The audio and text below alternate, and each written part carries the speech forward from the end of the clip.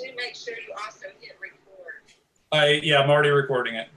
Great. And then we can just trim it later. We can edit out this part. Yes. Although this was exciting. I feel This like is good. This is like coming up at the last minute here. Yeah, I feel like we pulled off a bank heist or You something. know when dress rehearsals go well, the main event. Yeah. So how do I pause this screen? Mute this screen. Let's go to. Oh, it's already muted. Okay. Perfect. So we won't. I'm going to minimize that. I'm going to let Brian Barefoot in. And I'm going to maximize this. And Mitt Laura Zork. All right. Should be everybody. Are you there, Laura? All right. Here. All right. I think we got everybody. All right. It Wow. should be recording. Hey, check on the YouTube channel and see if it's recording. That was exciting. We pulled it off. We should be live streaming on YouTube now, and just in time to start. So without further ado, it's 5:45 on the dot. It is my pleasure to welcome you all to the Taxpayers Association of Indian River County School Board Candidate Forum. With us tonight, we have incumbent school board member Ms. Zork and Dr. Peggy Jones, who are both running for District 3. Brian Barefoot has joined us as well, and he is running for the District 5 seat. Alec Kramer is also running for District 5 and was invited to the forum, but could not participate due to a scheduling conflict. We wish her the best. A quick reminder to those of you of who we are and what we're all about. The Taxpayers Association of Indian River County has been serving this community since 1957. Our mission is to secure those principles which allow liberty to flourish. We believe that is best accomplished by limiting government to the efficient delivery of essential services. We are a nonpartisan, nonprofit organization that does not endorse any candidates. My goal tonight is to ask intelligent questions to help us all make informed decisions when we vote in August. With that, I'd like to turn it over to Jeffrey Smith, Clerk of Circuit Court, for the customary invocation. Thank you, Jordan. Before we go to prayer, I wanted to read from Philippians 4, verse 6. I think it's appropriate for the times we've been going through the last few months. And verse 6 says, "Do not be anxious about anything, but in every situation, by prayer and petition, with thanksgiving, present your requests to God." Let's go to the Lord in prayer. Our dear Heavenly Father, we thank you, Lord, for this ability to meet in this situation via technology. Thank you for the opportunity that we have to listen to the candidates.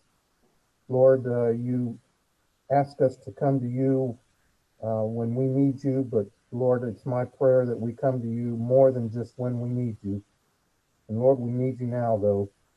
Bless the first responders that are out there on the front lines every day, assisting everybody that's been affected by this COVID and issues. Thank our military and wherever they're at around the world. And I pray that you will give the candidates the wisdom, your wisdom, to answer the questions and to be the candidate you want them to be. These things we pray. In Jesus' name, amen. Amen. Thank you very much, Jeff. Now, I'd like to ask the candidates to introduce themselves with a brief 2-minute opening statement. The order of those opening statements will be Dr. Jones, Mrs. Zork, and then Mr. Barefoot. Dr. Jones, I'll turn it over to you. Thank you, Jay, and thank you to the Taxpayers Association for this Zoom forum. I thought we had a great practice Friday night, and I'm glad everything is working today. I also thank you for having this forum because we are still looking at safety precautions in our county, and I hope everyone out there is safe and healthy. My husband and I raised our family here in Vero Beach, and it was a great place to raise them, mainly because, or one of the main reasons was because of our taxpayers, making sure that everyone who received taxpayers' money, they were good stewards of that money. I've been in charge of multi-million-dollar budgets as a principal and also at a nonprofit at the state level for the Florida High School Athletic Association. And I believe I have a very good understanding of the FEFP, the Finance Educational Program and Funding for the state, and how that money is funded through the FTE, or the number of students that we have. And there are a lot of, I guess you could say, variations with that, but we can get into that later. I decided to run because I believe in this community and this school district. From August through December, I met with many groups and individuals, and from there I set my 3 platforms: restoring employee trust, respecting school board policy, and regaining community respect. I'm a person who believes in school choice. In all those meetings from August through December, I met with all of the charter schools. And I know when I'm elected to this school board position, we are overseeing 17,000 public school students, but we also have oversight of our charter schools. And that's very, very important to have that connection. We're not in a one size fits all for education anymore. And I understand that and respect that. I want to be part of a team that moves the school board forward in a business-like manner and focus where it needs to be on our students, teachers, schools, and community. The superintendent and the school board set the tone. I believe that's very, very important, especially with the new normal we are in and will be probably when we open our schools in the fall. And I just say, let's get back on track for our teachers, staff, and community. Thank you. Thank you. And now, Mrs. Zork, your opening statements. Good evening. Hello, my name is Laura Zork. I was elected to the school board in 2016. I'm currently serving my 2nd year as your school board chair. In my first 90 days, I did ask the former superintendent for his resignation because I felt that it was overdue. We had a lack of leadership and mismanagement going on in the district. Since then, I've led the board through recruiting and hiring a dynamic superintendent, Dr. David Moore. The district is now on a transformational path, and with transformational change is occurring. My reelection, I'm being supported by local leaders who understand the magnitude of all my accomplishments in such a short amount of time. Among those are charter pioneer leaders like Jean Waddell and Carl Zimmerman, education literacy leaders like Ray Oglethorpe and former taxpayer board chair Charlie Searcy, just to name a few. I feel that I'm the most qualified for this position because of my background in operations management of a large corporation. I have had the critical experience that we've needed over the last few years to understand that a well-functioning school board required sound management and financial decision-making. Not only do I have the background in operations and management, but I am the parent voice on the board. I have 4 children. My oldest is 28. I've had a child in school for 22 years. Can you imagine that? It's hard to believe, but my oldest daughter graduated Vero Beach High School in 2011. I have 2 that are currently at Vero Beach High School in band, cheer, all the extras that you can imagine. And my son Chandler is starting middle school this year. I also have 2 grandchildren that I'm very actively involved in helping them with their education, and they're here in our elementary school. So I was the former PTA president for the county. I represent the parents. I was put on Governor Scott's Education Advisory Committee because I was so involved and I was such an active, outspoken parent that he did put me on his education committee as his liaison to the parents. Thank you, Mrs. Zork. But I would ask everyone to keep an eye on the chat box at the bottom. Val will be notifying us that we were at about 2.5 minutes there for your opening statements. Okay, so it's down in the bottom, you said? Yep, and I apologize. That was housekeeping on my part, but just keep an eye on that. That's how we'll notify anyone if they're getting close or over their allotted time. Okay, I appreciate it. Thank you. Yep, in the chat. Thank you. And Mr. Barefoot, your 2-minute opening statements, please. Thank you. I've been around the Vero Beach area since 1971. My parents bought a home on the Barrier Island back then. Started coming here, visiting my folks, my children. My wife's mother and stepfather bought a home here in the mid 80s. So we're sort of double legacies and have been around this area for a long time. I spent 33 years in financial services and senior management positions at both Merrill Lynch and Payne Weber. Was responsible for billions of dollars of their risk, their balance sheets on a global basis. I have had a lot of experience on various boards, Blue Cross Blue Shield being one where I was the finance chair or the audit chair for all of my 11 years. This is Blue Cross Blue Shield of Massachusetts, and continue to serve, and that's a $16 billion enterprise, continue to serve as on their investment committee. We oversee a $4.5 to $5 billion portfolio, depending on where the markets are at any point in time. I have spent a lot of time in education, probably in the aggregate over 40 years on the board of an independent school, K through 12 girls school in New Jersey, where my older daughter went. I'm currently on the board of a public high school in Vermont. There's a lot of private support for that high school. Vermont is a very poor state, and some of the demographics in Vermont are not dissimilar from what we face here in Indian River County. As far as Babson College is concerned, I was a graduate. I went on that board in 1985. I was chairman of the board from 96 to 2001. I became an interim president, I thought, bridging the gap while we continue to search. 9/11 happened. The whole world on the East Coast sort of fell apart, if not actually emotionally, and I ended up staying for 7 years. But as I like to say, we're all interim in everything we do, as long as we do. So as far as here, I've been vice chair of the Hospital Foundation, before Indian River Medical Center, now Cleveland Clinic, for 9-10 years. And I'll just wrap it up there. Okay, thank you very much. Does everybody see the chat feature to be able to keep an eye on the clock? And we'll try to give about a minute warning, 30 seconds, and then ask you to wrap it up as we're exceeding that 2-minute time. And I will be allowing 2 minutes for response to each of the questions. The first question will be answered in the order, Mr. Barefoot, you'll go first, followed by Dr. Jones and Ms. Sork.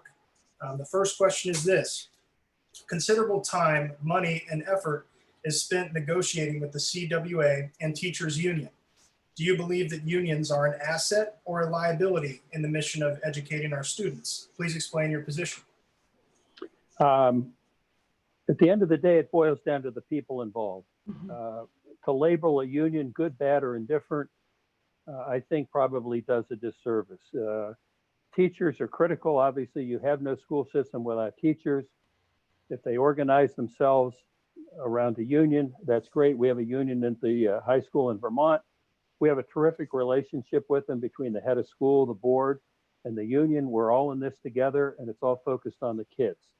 If you have the wrong leadership in either representing, in this case, the county or the union, then you're going to have problems. If you have leadership that's on the same page, then it becomes, you won't even know there's a union there. The unions serve their purpose. They protect the employees. I have no problem with that. But the goal is to get everybody on the same page, focused in the right direction. If they get off track, whether it's the administration's fault or the union's fault, then we have a problem. Okay. Thank you very much. Dr. Jones, your thoughts on the matter? Yes, sir. I've been on both sides, as a teacher negotiating and as district staff negotiating. And in my meetings from August through December, I met with the CWA in a group meeting, and then of course Liz Cannon at that time, who was the president. At this point, it is something that we just have to work together on. It can't be us and them. It can't be we and they. It's just something we need to come together on. Now, I'm sure you understand, we didn't have a contract for about 2 years. I was in that meeting that night, and I had to switch to the ESE Parent Advisory, where they were finally getting a contract. And during that time, a lot of money was spent on other things when our teachers didn't even have a contract. The CWA will say, let us be part of the team. Let us work together. The teachers, the same thing. It's a district, it's a CWA, it's the teachers. As far as them being a plus or a minus or neutral, if you're not hearing anything from anybody, then that's a plus. Because if we do not get teachers in this county to stay, then we've got a problem. The impact on a child's education is crucial from that direct instruction in the classroom. You know, we talk about this. If you look at where we are in Indian River County, as far as the poverty population and the ALICE population, the working poor, you know, we're struggling. And some of our single teachers, and I'm glad the governor just got our raises there for our beginning teachers, but you know, they struggle. It is something where we have to show them that they are part of our community and the impact that they have in our classroom. I've seen too many times where they'll say, well, you know, we can't do this, we can't do that. Yeah, we can. We can come together and get it working. And again, it was ridiculous that we didn't have a contract for about 2 years, and we need to move forward from that. Those teachers unions, CWA support, it can be a team effort, and it can be a win-win for every one of us. Thank you. Thank you. And Mrs. Zork. Thank you, Jordan. The CWA represents about 750 of our support staff, and then the IRCEA represents about 1,150 of our teachers. I guess it depends if the unions and the board haven't always agreed, and we're not always going to agree. But what I think that is the most important is that we respect each other, and we work through the issues, and we try to get to the ultimate goal, and that's to provide a high quality education for our students. In the meantime, we need to be respecting our employees while creating a budget that puts our students first. My job is to support the superintendent to prevent costly turnover. I need to be mindful of the morale, and I need to support hiring and recruiting the best of the best, all while trying to balance a $3 million budget and not put the district in a financial situation that we can't afford the contracts years to come. The unions right now, yes, in the past, there was a relationship there. There was a chip on the shoulder of the former superintendent, but as Dr. Jones had mentioned, within a short amount of time with our new superintendent coming on board, he has been able to mend those relationships, and that's what we want to see going forward, is that respect and support of each other. Excellent. The next question will be answered in the order of Mrs. Zork, you first, Mr. Barefoot, followed by Dr. Jones. Mrs. Zork, do you support the 0.5 discretionary operating ad valorem millage that our taxpayers will vote on in August? Why or why not? If elected, what steps will you implement to ensure that the district can operate within budget and not require additional funds from our taxpayers every 4 years or so? The 0.5 millage was something that the entire board and the superintendent have recognized that we needed going forward.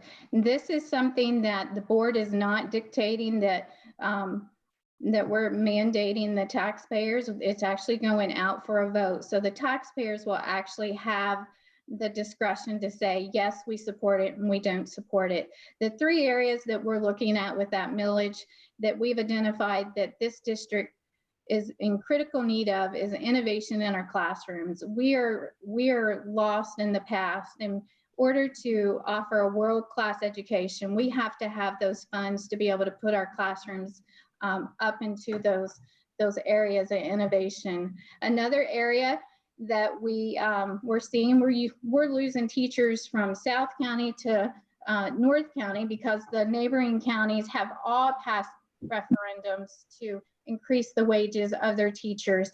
So all our we're seeing teachers spread out to those other counties, and we have to get competitive because in order to offer quality education, we have to have the best of the best, like I said, in the classroom.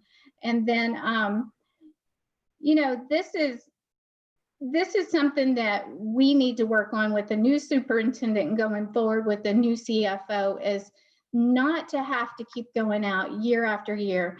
And the items that we're asking for on this millage is not the same that were asked by the previous board and by the previous superintendent. These are new areas that we've identified, and it's up to the taxpayers if they want to support it or not. And that's where we are right now. Okay. Thank you very much. Mr. Barefoot. I'm mute. Oh, and you are on mute currently. In all of my years professionally as president of Babson College, I know one thing for sure: if you give somebody more money, they'll find a way to spend it. And so, having said that, that doesn't mean that you don't give them money when the reasons are for the right reasons. In this particular case, I'm a bit of a disadvantage because I haven't been involved in the budget, how it's been spent. I'm aware that obviously that they would like to have this roughly $9 million, and they would like to know ahead of time whether or not they're going to have use of it as they put together plans for the future. But I would argue that in the world we're in now, no one knows what the finances of the state or the county are going to look like 6 months from now. There's a lot of uncertainty. And I would hope that within the framework, now that it's been approved by the county commissioners, now that it's been agreed upon to be on the August 18th primary ballot, if the taxpayers approve it, and the world's changed and everybody's financial situation has changed and they may or may not approve it. But if they do, that doesn't mean that money has to be spent just because they have it. And I think it's the responsibility of the school board to make sure to provide oversight, not to micromanage, but to provide oversight and make sure on a priority basis that money is spent intelligently, and hopefully there'll be some money left over for a rainy day. Okay, thank you very much. And Dr. Jones. Thank you. Yes, I'm for the 0.5 millage, but one thing I think our county has to know is where was it spent 2016 to 2020? When people look at the website, they may see a lot of pages saying this, this, and this, but I think something like a pie chart can really satisfy a lot of people as to where that money was spent. Instructional technology, teacher raises, maybe went into safe schools at that time. And I know the new superintendent is looking at a few new things, but this county has been very, very good to our schools. That vote was a 65% approval last time. So let's show them the respect and show them what we have spent that on. Now, I did talk with Dr. Moore today, and I've talked with Mr. Fagan. At the one time I talked to him, we had not received the governor's budget. He is expecting around 134 million, which makes sense because when I visited the tax collector last fall, we were at 124 million in 2017, 131 million in 2019. So about 134 million is about right. And I agree as we move forward, can we then start seeing where we could spend this out of our own allocation? Right now, we're using a lot of our capital money to pay back our debt. That could be used for technology. It's just something we really, really have to look at all parts of the picture when we look at our budget. Again, with the community, even though it's an existing millage, and we understand that it's tough times. Somebody may say, I could use that extra $100 a month, but I know they support our schools, but we must let them know exactly where we spent it 2016 to 2020. I'm not saying every line item, but a pie chart. Where was it spent? And I think parents and community will feel a little bit more comfortable. I'm for it. It can help our teachers and our students and our schools. We're going into an unknown this year. We're not sure exactly what all the categorical and mandates will be. We've got the CARES money coming in, but let's just use our money wisely and tell our taxpayers how we use it. Thank you. Thank you. The answer order on the next question will be Dr. Jones coming up first, Mrs. Zork, followed by Mr. Barefoot. Unfortunately, legal costs are a considerable expense for our district. Do you or do you not support continuing to utilize the services of the current outside general counsel? Why or why not? And what measures are you willing to take to reduce our legal expenses moving forward? I'm not sure at this time about that. I've been looking. I'm not sure how many have applied for this, but I do know we have spent a lot of money, and not just on our general counsel. $80,000 in a charter school lawsuit, $750,000, DSEC plan, thousands of dollars on personnel issues that go to attorneys. So I would take a look at it, see what is being spent across the state. You know, personally, I'd love to have somebody locally to see where we could go with this, but it's just not our school board attorney in the money. If you look at the fees, and I've done some requests on this, it's just way too much money out there. Again, $750,000 on a DSEC plan. I've talked to Tony Brown, the NAACP. They had to stop fighting because of the lawyer cost. $80,000 on charter schools. I talked with one business manager there. They were in that room. The school board was in the other room, whoever was there, and the attorney representing them. They even looked at mediation, said no. So the charter schools got what they should have in the first place, 12%. Plus we had to pay interest. Way too much money being spent. As far as our attorney, I just have to keep looking at it, look at the expenditures. I saw that a couple people had applied. I don't know if there's been any interviewing, but I would take a close look at it as to whether we would move forward with that. Thank you. Thank you. And your thoughts on that, Mrs. Zork? Thank you, Jordan, for that question. That has been one of the areas that I've been in the very beginning that was a red flag to me. And I actually brought it to the board several times. The first budget cycle, I brought up the amount that we were paying for our legal fees. And I felt that that was an area when we're looking at our budget, when we're have all the constraints that we have, that dollars should not be going into courtrooms, they should be going into classrooms. I had brought it to the board then for us to look at going out for an RFP, RFQ, letter of interest, whatever you wanted to call it, to really analyze what we were paying for our board attorney, because we were paying her $22,000 a month. That to me is overinflated in those numbers, and I've been pushing for that. So we actually we've sent out for letters of interest. That's something that I want to have accomplished over the next few months to get those legal fees down. But I have a chart here on legal fees. When I got on the board, yes, Dr. Jones is correct that there was a lawsuit with NAACP. There was a lawsuit with the charter schools. Our superintendent was going crazy with employee investigations. Those were all the areas when I got on the board that I went after and I tackled and I took a look at those. Over the last few years and this past year as the board chair and as a school board member, we had the all-time low. You'll see the graph here at the lowest in 4 years was under my leadership as board chair. So that's something that I want to continue to analyze, because I think those dollars are exact dollars that we don't need to be spending, and those are the dollars we need to be putting in our classrooms. Thank you, Ms. Zork. And Mr. Barefoot. Well, if it was at all possible, I would want the school board to have an employed general counsel. As soon as you start out, and I've had a lot of experience with this, as soon as you start outsourcing legal advice, there's almost no end to how much it could end up costing. I know that we've had the school board's had a requisition out there. Didn't get much of a response early on. I think it's back out in the marketplace. Laura could correct me if I'm wrong. You want a general counsel that's a part of the management team, that's invested with you in making management decisions, that is going to shepherd the district's dollars, and if it's necessary to go outside for some specialty, if it's human resource related, whatever it might be, you can always do that, but you've got your general counsel managing that budget.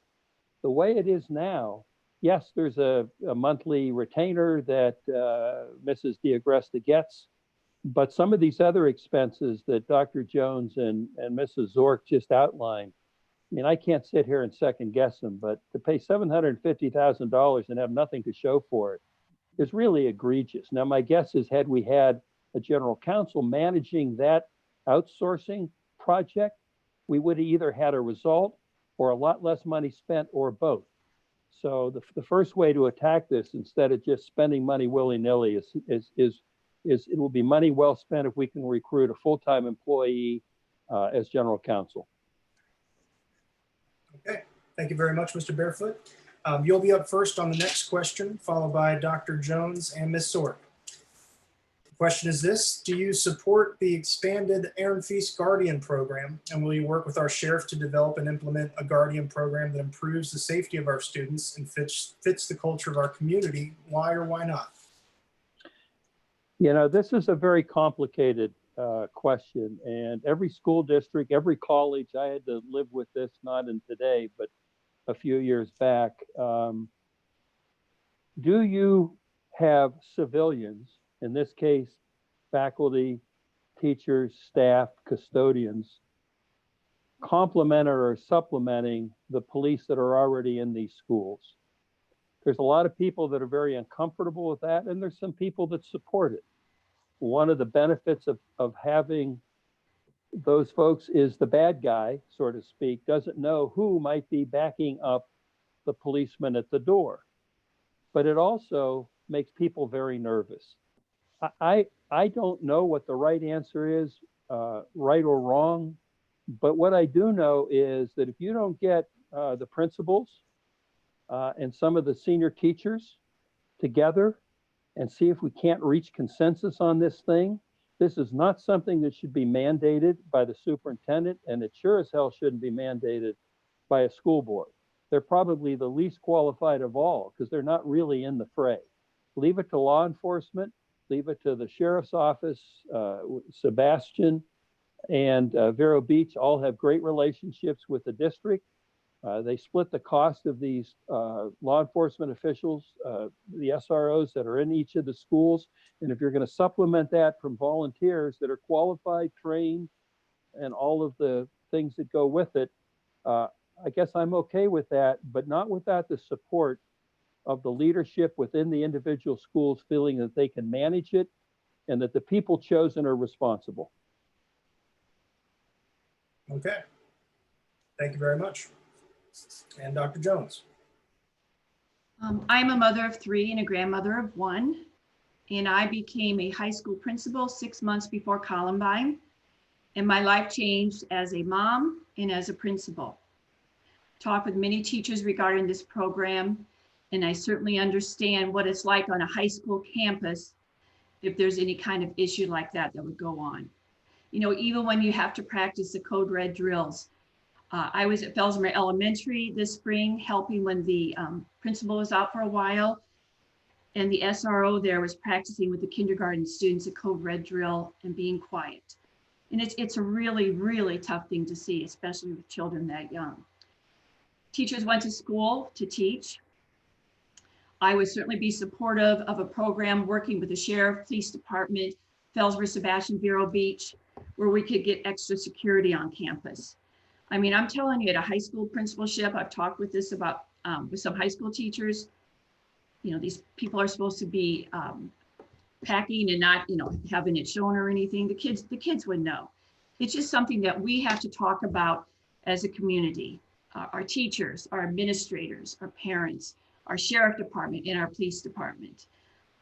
Vast majority of teachers said, no, absolutely not. They don't want this. So if we do anything to help with the situation, we've got to just maybe get some more help with our security from our sheriff and our police and Felsmer and so forth. Again, I know this is all budget. I know this is all budget, but when you look at the budget altogether, let's prioritize for the safety of our students. Thank you. Thank you. And Mrs. Zork.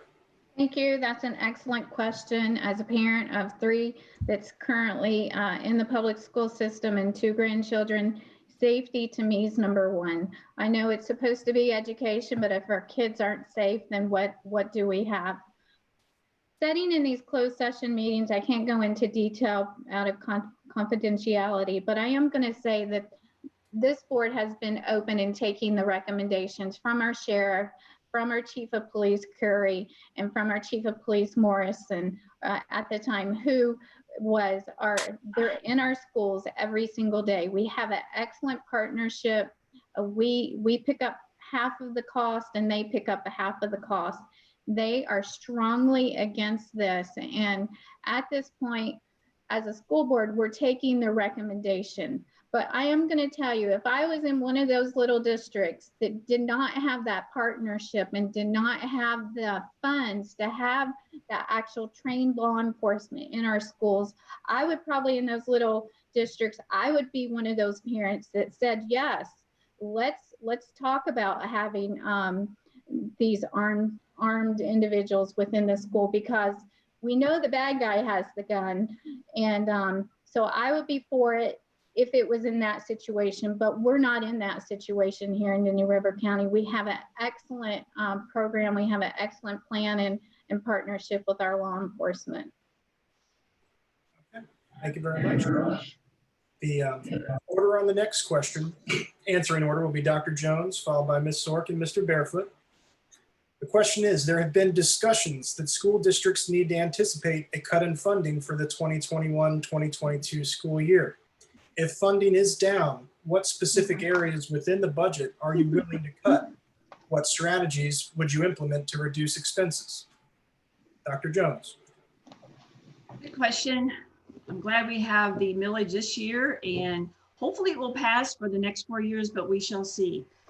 I don't know anything that would be cut. And I've looked at the budget this year and what Dr. Moore just did.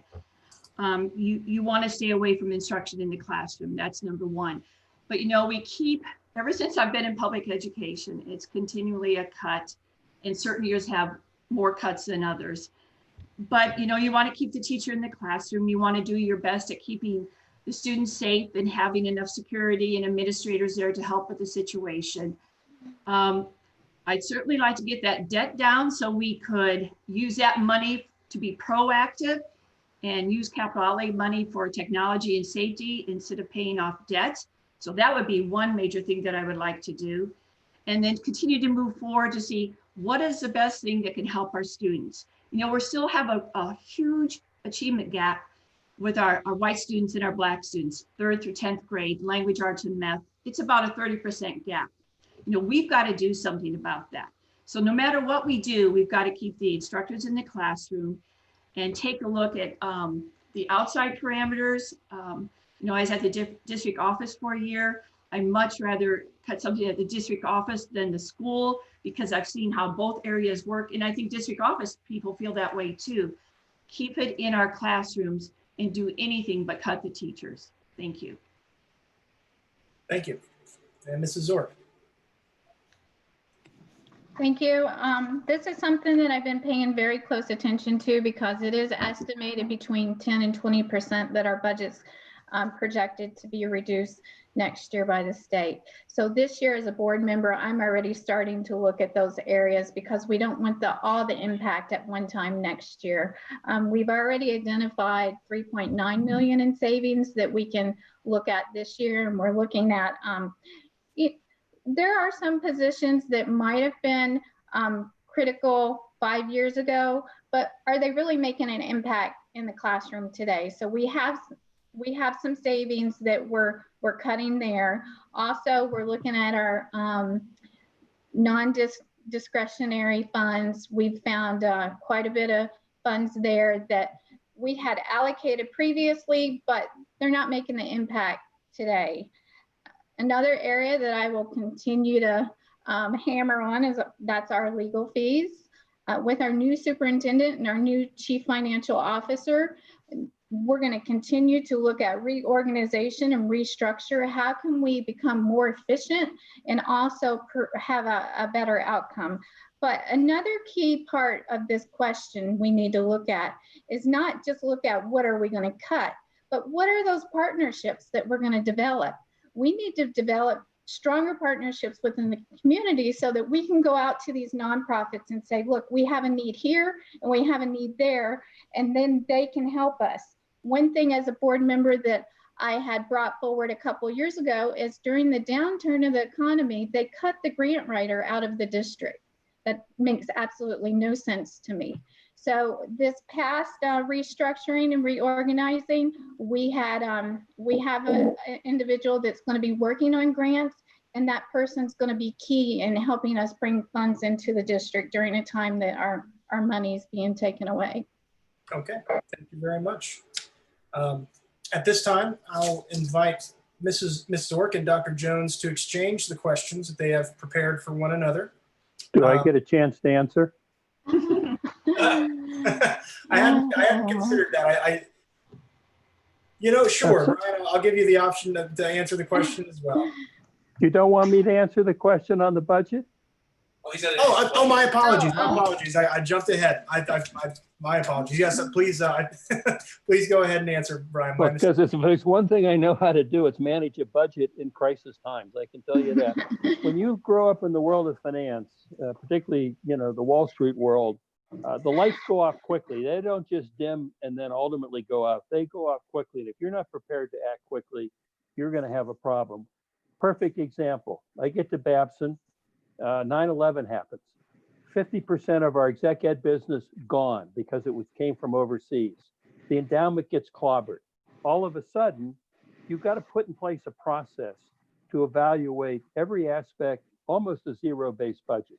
People are your biggest expense, whether it's their salary, their benefits, and you go from there. I think the key to managing a budget is the process, particularly in difficult times, which we are going to be in. We just don't know how tough. And as long as all the constituents representing have a seat at the table, the process will produce an outcome. Now, you may not be able to reach consensus, and that's what the superintendent and ultimately the board gets paid for, is to make that final decision. But the process is key. And you got to set priorities. Now, for example, at Babson, when I was there, I said, you will not eliminate $1 that will take away from the student experience, the undergraduate student experience. There are plenty other things. And you know what happens in education? Everybody's got a great idea. And about every 5, 6, 7 years, some initiative gets started. There's people and costs associated with that initiative. 5, 6, 7, 8 years later, it's totally irrelevant, but the costs are still around. I guarantee you that you look at a $300 million budget today, and I'm just going to pick a number out of thin air, that with a little bit of education, I could find at least 10% of that budget that might be nice to have, but it's totally, if it were missed, it would not impact the in the classroom experience, nor taking anything away from the teachers, which along with the kids are where the priorities need to be. So I think I'm well prepared to deal with anything that has to do with budgets, the need to cut. And I'm not particularly excited about finding new ways to spend money, because I said earlier, anybody can spend money. It's spending it intelligently that is really the key. Thank you, Mr. Barefoot, and I apologize for the oversight. It's my first forum, so I appreciate you all going easy on me. So now at this time, I'll invite Mrs. Zork and Dr. Jones to exchange their questions that they have prepared for one another. And Ms. Zork, I'll give you the honor of asking your question first. Okay. All right, so I prepared it, so bear with me. Prior to the resignation of former superintendent, the district was facing many issues, including the walkout of the majority of the finance department, the lack of a chief financial officer for almost a year, still left with the board's responsibility of approving a $3 million budget for 2019 and 20. During that time of receiving the former superintendent's resignation, Dr. Jones, you had worked individually on the sidelines with one board member to persuade the board to hire you as the interim superintendent without us conducting a search. As a principal, not having these experiences, looking back, do you think the board made the right decision by hiring Dr. Moxley instead of hiring you? Well, that's a good question, Mrs. Zork, but you are incorrect. Ms. Berenborg did call me about that, and I told her I would consider it. But let's go back to the real issue here. You called me about the interim superintendent position, and I have that on my cell phone. And the first question you asked me was, can you make a tough decision? I about dropped the phone. Yes, I can make a tough decision. I make 10 of them going across the courtyard when I was a principal of the high school. The second thing is, you said, teacher morale is just awful right now. How are you at teacher morale? Well, as a teacher, as a dean, as an assistant principal, as a principal, I felt privileged to work with these people in this district and also in Illinois. And I would say, and most people would say who would work with me. Now, understand, I was an administrator for 25 years. I didn't make everybody happy all the time. that they would say that there was respect on both sides. And then, Mrs. Zork, you told me who needed to be fired. And with that, I said, I don't know anything about the situation. See, Mrs. Zork, you don't know your role or responsibility of a school board member.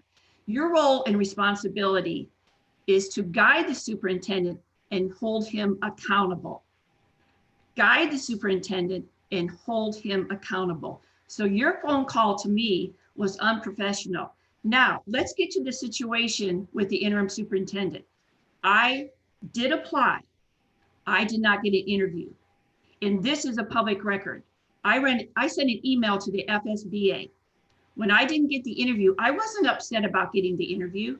I was upset that neither you nor any other school board member, when the facilitator of that interim superintendent deciding on who you were going to interview, said, so we're just going to interview those with superintendent experience. Mrs. Zork, you and the school board members broke the law.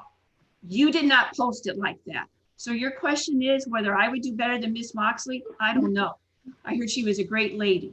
I know for the year that she was in there, I could have done a very good job.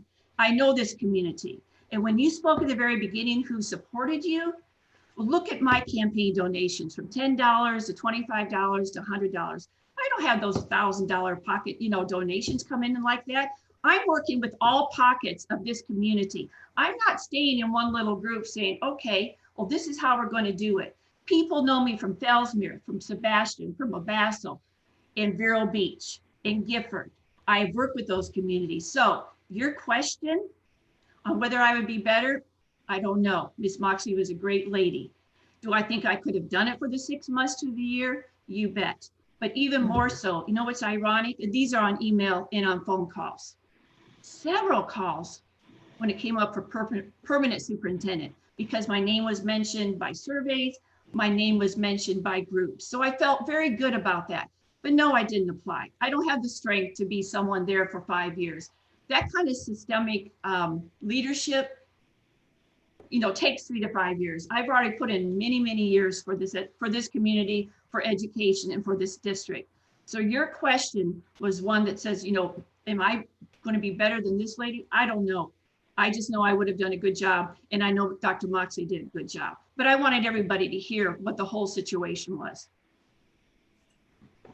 Thank you, Dr. Jones. I apologize. We did not have the timer running. In lieu of that, I think it's appropriate to give Ms. Zork 2 minutes to respond. There's certainly an issue that is being aired out. Ms. Zork, would you care to respond, or should we move on to the next question? No, I just think I'm very disappointed in Dr. Jones's reply because she just over exaggerated the truth. Not a bit. I did not call her until after it was made as a recommendation where she was working with the other board member for her to. Not a bit, not true. She You know, recommended me, I said you could mention my name at the meeting. That is it. It was an honor. It's my turn. Sorry, Dr. Jones. But I did call Dr. Jones to see if she was interested in the position. And the reason I asked this question is because Dr. Jones was very outspoken in the community and disappointed that she did not get an interview. And I was hoping to hear that she did say that Dr. Moxley was more qualified, but I did not hear that. I said she did a good job. She did an excellent job. That's fine. Okay. Thank you both. I think at this point we'll move on to Dr. Jones. I'm sure you have a question prepared for Ms. Zork. Yeah, we went a little bit through how much money is being spent that should be in the classroom. And Mrs. Zork has been the chair since 2018 and 2020. But when we ended the 1890 fund balance, we were at 11%. And the budget forecast for the 1920 ending fund balance is about 5%. So we spent a lot of money here. What can you tell me about why we're losing that kind of money and why it's not going into the classroom to make sure that we're getting what we need for our kids? Thank you for that 11% question. to 5%. Thank you for that question. That is exactly why I asked the former superintendent for his resignation. As I said in the very beginning, the decisions that we make as a board member today those decisions will follow us. I have had to, on my time on the board, I had been a part of resolving the lawsuit that was started with the charter schools, and we had a large settlement that we've been paying out year after year. When I got on the board, we also had a large amount that the board had to take out of the fund balance to put into the insurance to cover that fund balance. And like Dr. Jones had mentioned, we had a lot of legal fees that the board was paying out. We had the former superintendent who was doing multiple investigations. So yes, those were the areas that I was bringing up a couple of years ago and saw this is where we're heading. And that is exactly why I asked for the former superintendent's resignation. May I respond, Jordan? Yeah. Yep, I'll give you an opportunity to respond. Thank you so much. You really didn't answer my question on the fund balance, but the superintendent takes direction from the board. Yes, I did answer it. If the superintendent takes direction from the board, it's a 5-person board. You keep saying I. That's a 5-person board. And when you look at all of this and you look at the consensus building, with which there is none, the leadership, which there is none, and the facilitation to move us forward in a business-like manner, we're not getting the answers to the questions that we have. So the one thing I want everybody to understand is the superintendent takes direction from the 5-person board and then holds him or her accountable. And no, I did not get an answer to that.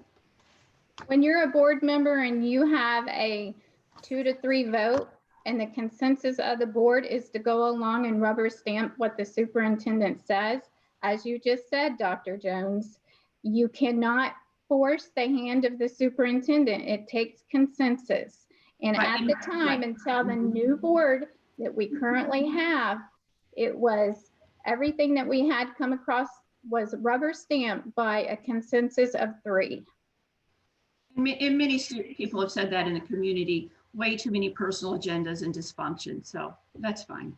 Well, if there's a personal agenda, I see that you do have one.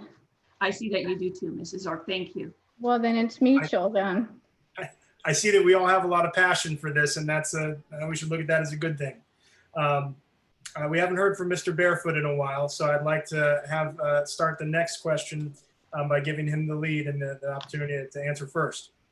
Mr. Barefoot, the governor is raising starting teacher salary to $47,500. Do you believe that the district needs to raise veteran teacher salaries? If yes, at what rate, and how do you plan to accomplish that within the budget? This question came up the other day, and I answered then by saying there isn't a business that I'm aware of that doesn't have salary compression. It happens all the time.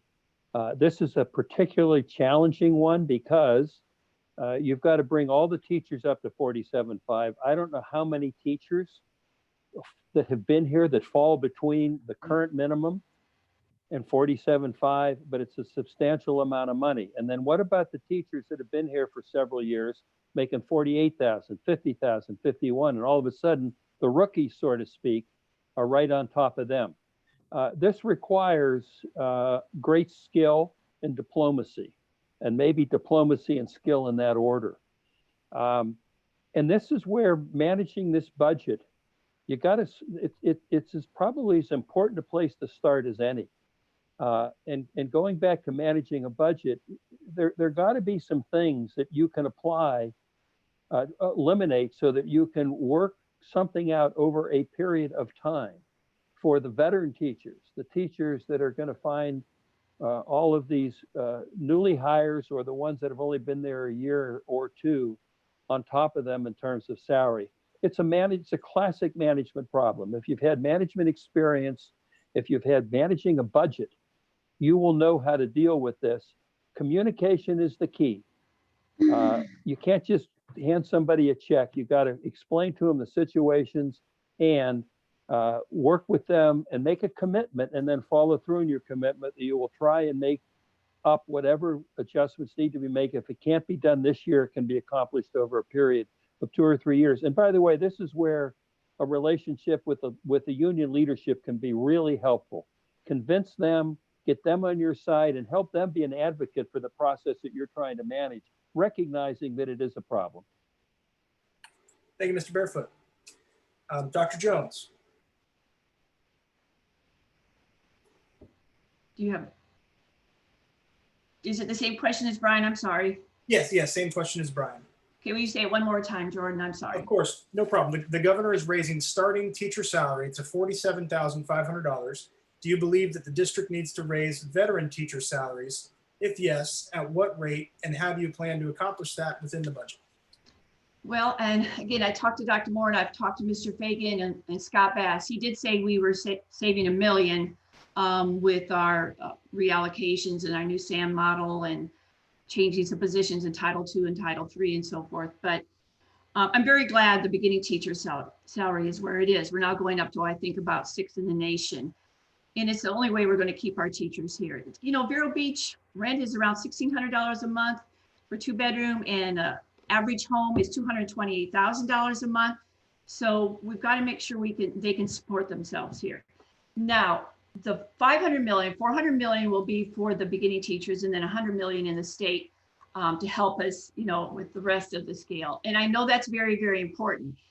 At one time, they were saying even maybe that would be a bonus situation for those teachers. I don't like the bonus situation for veteran teachers, but we want to do our best to make sure we're just kind of being equal in these steps. Again, if it goes back to budget, you know, one of the things we can do is start paying off our debt, making sure our fund balance is a little bit better at the end of the year than it is, and just moving forward to make sure that everyone is as equal as possible with those steps. So I would look hard to do that. Thank you. And Mrs. Zork. Thank you, Jordan.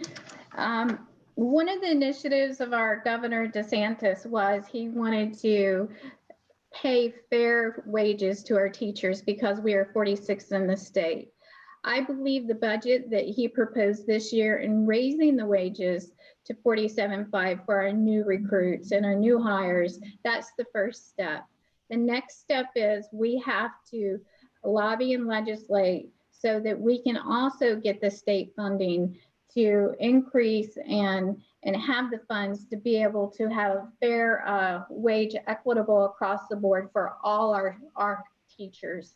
And that's where it's important to be a good legislator and someone that knows how to lobby for these things. As the legislative liaison, I was able to work on many initiatives and was very successful in being able to move items forward. So I think it's important. We're district, all school districts are tight on cash. So it's really going to be up to us to hold the legislation accountable and ask the governor to continue his mission of successfully funding all the teaching positions. Thank you very much. I have one last question before we move on to closing statements. Ms. Zork, you'll be first on the last question, followed by Mr. Barefoot and Dr. Jones. Do you believe in the fundamental and absolute rights and responsibilities of parents to raise their children and direct their health care and education? If yes, what have you done or will you do to protect those rights as a school board member? And if that answer is no, please explain. Yes, I think that as a parent of 4, I think that I should be able to decide what educational setting fits my child and the best needs for their learning style. I've been a very strong proponent of school choice. Not only have I been a proponent for charter schools, my kids actually went to a charter school for 7 years. I also believe if we have an educational system that's not fitting the needs of that individual student, I believe that the scholarship program that the state has is very beneficial for those students to be able to go outside the public school system. So that's another area that I believe in supporting parents and parent rights. An area that I've been very actively and outspoken on is also not only with our charter schools, but we also should have school choice within our school district. And so I've always been one of those parents. Our magnet schools are so successful. Why don't we have more programs within our schools like our magnet programs? Because one of the objectives of school choice is that there's not enough of it. And so I've been a huge proponent on making sure that we develop and we incorporate more magnet programs and options within our school district. And that's something that we're going to see coming forward over the next couple of years. Okay, thank you very much. Mr. Barefoot.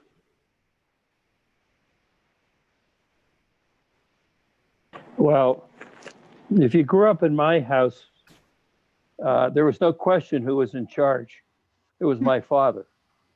And I got in enough trouble as a kid that I'm not sure I had a choice. He told me to straighten up but to bring it forward to today, absolutely. Every child's different. I have, besides 3 children, I have 6 grandchildren, a couple of whom are dyslexic. My older daughter's husband was dyslexic, and he's a brilliant doctor. He just learns differently. 2 of their girls are dyslexic. They very carefully, and I watched how they managed this with their children, found the right environment for them where they could gain the confidence necessary in order to go on and lead a normal, if not highly successful life. So absolutely, when it comes to education and health, parents, they're there to guide their children. They should have a lot of say, and the district should provide as many options as they can afford. You can't afford to be all things to all people all the time. We've got 27 schools, and I mean, in the high school that I'm involved with in Vermont, we have 24 special ed teachers in a high school of 900 kids. I mean, in the number of students that they work with and the various challenges that those kids face, and they are many, it's expensive. But we should make every opportunity to give parents and their children all the choices possibly available to them. And as Mrs. Zork mentioned, the Florida Scholarship Program is a great way. If there's not something here in Indian River County, hopefully there's something somewhere else in the state that child can and their parents can find for them. Okay, thank you very much. And Dr. Jones. I'm for every school where a child is successful, whether you're being homeschooled, virtual school, private school, public charter school, anywhere a child is successful. And the parent has the right to put that child there. I believe in the voucher system that we've been using, and I know some of the students use it even here to go to private schools in this county. I think it's very important that we understand in the public schools, because when elected to the school board, we're dealing with the 17,000 students. Each school has to have a draw, and I understand that. We're already having some issues with some school populations getting low, or higher African-American rate in certain schools, and we really need to do a lot about that. So we need to really make sure that all of our schools have a draw and that students can be successful day in and day out. When school advisory started, early 90s, I remember as a principal, some people were saying, oh, all our parents were getting involved and what will happen? Well, I welcomed it. I welcomed our parents. I wanted to listen to them. I wanted to understand them. That's an asset to us. We know that when they come in and we listen and we talk and we create a plan together that's successful for our students, it's going to be the key to success. I mean, what's our desirable outcome? Productive, responsible citizens. That's where we all want to get when these students graduate from high school, and then help them get to their next journey, whether it be college, four-year university, part-time work, or going into the armed forces, any of those things. We just want our students in our system to be successful. And that's the most important thing a community can do for their children, is support them in education. Thank you very much. You're welcome. I agree, and I want to take a moment just to thank you all for participating. This is, as other presidents before me have said, it's much harder to be answering the questions than it is to ask. And at this time, I'd like to ask you all to make your closing statements. We'll try to keep them to about 1.5 minutes. And then the order of that will be Ms. Zork, Mr. Barefoot, and Dr. Jones. So Ms. Zork, your closing statements, please. Okay, thank you, Jordan. Thank you to the taxpayers for hosting this very important forum. I truly do appreciate it. It's been my honor to serve as your school board member in District 3. On August 18th, I am asking for your vote because I want to finish the work I started. I spent my first 3 years on the board challenging status quo, questioning the budget, and bringing about the needed changes in leadership to put us on the successful path where we are with my current board members. I made bold, tough decisions with my board members for the best interest of our students. When we're dealing with our kids, time is of the essence. We cannot expect to see change if we want to keep repeating the practices of the past. I'm a visionary. I have proven I will not settle for mediocrity. My personal agenda is to continue to be the voice on the board that pushes for maximizing the full potential of all our students.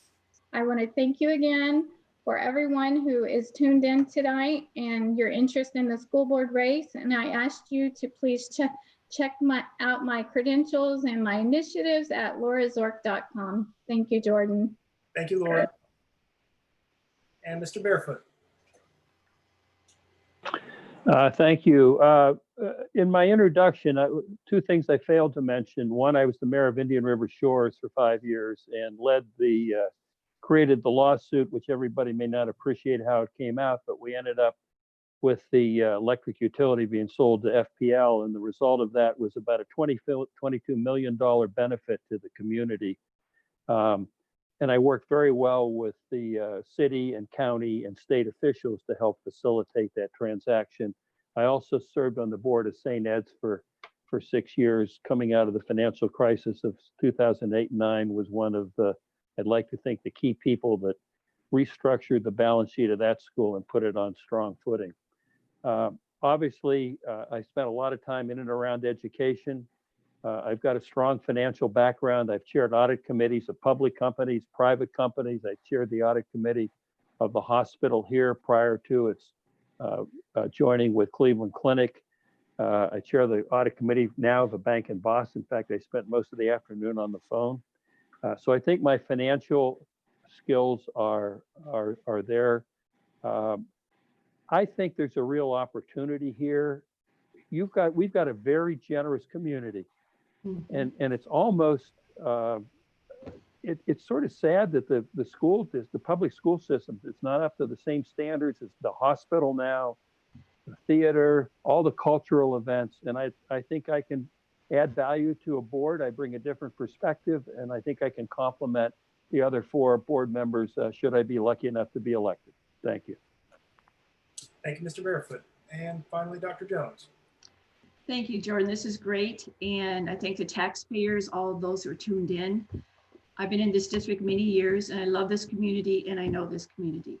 I understand the role of a board member, which is basically setting policy, approving budget, and then evaluating dismissal of the superintendent and school board attorney. You know, we have a millage coming up on August 18th. And the reason I bring that up again is because it's very, very important to our school district in our community. And as I said earlier, I think it's important that the community understands what we have spent this money on from 2016 to 2020 before we go forward, because even though it's an existing millage, it's really tough times out there. We're moving into a new normal, and who knows what that will look like. I watched Dr. Moore's presentation on the 3 options, you know, brick and mortar with the safety, the virtual school, and then the transitioning. And no matter what, we as parents, community need to work together so that our students are safe. It can't just be, well, they did this or we did that. Let's work on it as a team. And that's one thing I think I could bring forward with the school board. I can bring it forward to business-like meetings. I can bring it forward to Robert's Rules of Orders being followed. I can bring it forward to consensus building, even though when it's a 3-2 vote, we move forward with that 3-2 vote and we don't keep talking about it. I am the candidate who can work with the board members to move us forward. I'm the candidate who's always been there and worked hard for our students. I was at a meeting, I think it was in February, and I hadn't been able to attend luncheons or dinners or anything like that. And when I introduced myself, a couple ladies said, well, we've never seen you here before. Well, basically, it's because I've been working for 42 years. I would have loved to gone to luncheons and dinner parties, believe me. But during that time, I was at a band competition or on the football field or keeping safe 2,000 students at a high school. I have shown my commitment to this district. I have shown my commitment to the administrators, to the teachers, to the parents, and to the taxpayers. I worked hard each and every day. And as I said, I'm sorry. Just want to keep the timer going up, but thank you very much for your closing comments. Thank you. And I thank you all for participating this evening. I think this was, I hope this was a great forum. I believe everybody was able to tune in, hopefully live on our YouTube stream. We will be posting this to our website in the very near future and distributing it to our membership via email as well. I remind everyone to tune in tomorrow to the same YouTube channel as we host the forum for County Commission. Thank you again. I think I'll go ahead and sign off, but I really do appreciate everyone's participation. Thank you, Jordan. Have a good evening, everybody. Thank you, Brian. Good evening, everyone.